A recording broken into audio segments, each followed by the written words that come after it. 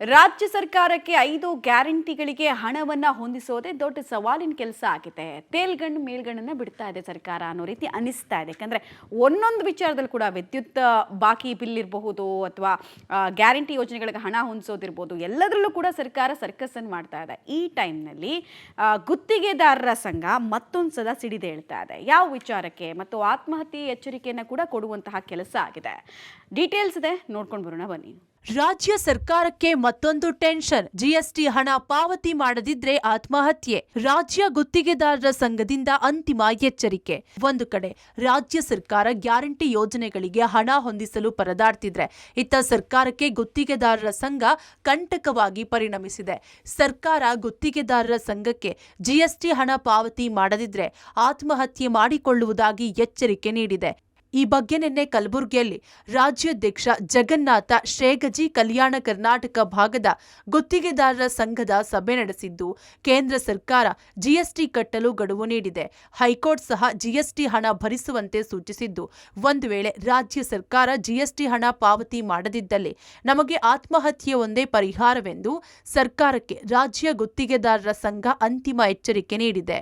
ನಮಗೆ 17-18 G S T ವ್ಯಾಟ್ದಿಂದ G S T ಆಯ್ತು. 17-18 12% ಮಾಡಿದ್ರು. ಅವಾಗ ಟೆಂಡರ್ದಾಗ ನಮಗೆ 8% ಹೆಚ್ಚಿಗೆ ಬರ್ಡನ್ ಆಗ್ಲಿಕ್ಕತ್ತು. ಸುಮಾರು ಈಗ ನೋಡ್ರಿ 32,000 ಇತ್ತು, ಈಗ ಮತ್ತು 38,000 ಕೋಟಿ ರೂಪಾಯಿ ಆಗಿದೆ. ನಮ್ಮ ಟೋಟಲ್ ಎಲ್ಲ ಕಾಂಟ್ರಾಕ್ಟರ್ ಬರಬೇಕಾಗಿದೆ. ಇದು ಜಿ ಎಸ್ ಟಿ ಏನದ ಮೊದಲ ಈಗ ಈ ತಿಂಗಳದಾಗ ಆಗಲಿಲ್ಲತ್ತಂದ್ರೆ ಕಾಂಟ್ರಾಕ್ಟರ್ ಭಾಳ ಪರಿಚಯ ಆಗ್ತಾರೆ. ಯಾಕಂದ್ರೆ ಒಬ್ಬೊಬ್ಬ 200-300 ಕೋಟಿ ರೂಪಾಯಿ ಕಟ್ಟದ ಅವಾಗ ಕೆಲಸ ಮಾಡೀವಿ ನಾವು. ಈಗ ಬಡ್ಡಿ ಗಿಡಿ ಕಲ್ತು 3 ಕೋಟಿ 4 ಕೋಟಿ ರೂಪಾಯಿ ಆಗ್ಲತ್ತದ. ನಮ್ಮಲ್ಲಿ ಪೇಮೆಂಟ್ನೂ ಇಲ್ಲ. ಯಾವ್ರೆ ಲೋನ್ ತೊಗೋಬೇಕಾಯ್ತು ಅಂತಂದ್ರೆ ಬ್ಯಾಂಕ್ನಾಗ ಎಲ್ಲ ಓಡಿ ತೊಗೊಂಡು ಇದಾಗಿದ್ದೆವು. ನಮ್ಮ ಗಾಡಿಗಳು ವೆಹಿಕಲ್ಸ್ಗಳು ಲೋನ್ ಕಟ್ಟಿಲ್ಲ. ಸರ್ಕಾರ ಬಳಿ ತಂದಂಥ ಸಾಹುಕಾರ ಬಳಿ ತಂದಂಥ ಸಾಲನೂ ಮರುಪಾವತಿ ಮಾಡಿಲ್ಲ. ಅದಕ್ಕೆ ಈ ಪರಿಸ್ಥಿತಿ ಮಾರ್ಚ್ ತಿಂಗಳದಾಗ ನಾವು ಒಂದು ಜಿ ಎಸ್ ಟಿ ಆಗಿಲ್ಲ ಅಂದ್ರೆ ಭಾಳ ಕಾಂಟ್ರಾಕ್ಟರ್ಗಳು ಆತ್ಮಹತ್ಯೆ ಮಾಡುವಂಥ ಪ್ರಸಂಗ ಬರ್ತದೆ. ಗುತ್ತಿಗೆದಾರರ ಸಂಘಕ್ಕೆ 3 ವರ್ಷಗಳಿಂದ ಕಾಮಗಾರಿ ಬಿಲ್ ಪಾವತಿ ಮಾಡಿಲ್ಲ. ಆದರೂ ನಾವು ಸುಮ್ಮನಿದ್ದೆವು. ಆದರೆ ಕೇಂದ್ರ ಸರ್ಕಾರವು ಜಿಎಸ್ಟಿ ಹಣ ಕಟ್ಟುವಂತೆ ಪದೇ ಪದೇ ಎಚ್ಚರಿಕೆ ನೀಡಿದ್ದು ನಮಗೆ ದಿಕ್ಕು ತೋಚದಂತಾಗಿದೆ.